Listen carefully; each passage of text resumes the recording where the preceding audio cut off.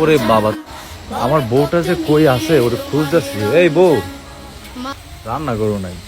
ওই যেটা কি করে এই জায়গায়? হ্যাঁ, এই বউ কি করতেছো তুমি?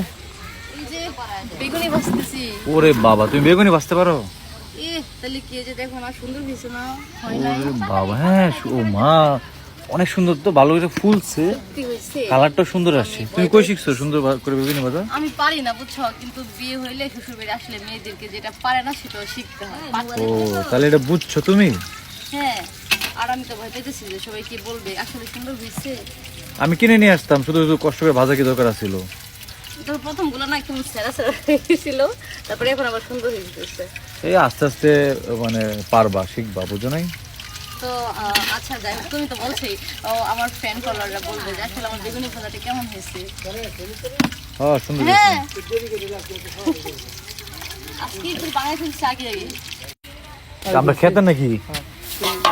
এই যে আমরা ক্ষেতের পেঁয়াজ, বাহ সুন্দর হয়েছে তো। এই কয়টাই নাকি আব্বা?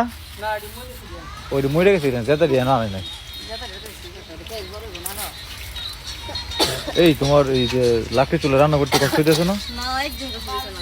আমার কষ্ট হবে, তুমি তো খালি উড়াই দিছো, করি না দিছো। এই সুন্দর করে ভাজতেছে সে।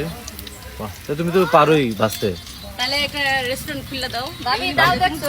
আমরা একটা বেগুন তৈরি করে রেস্টুরেন্ট বানাবো। ভাবি হ্যাঁ দাও। দাওটা দিছি না তো।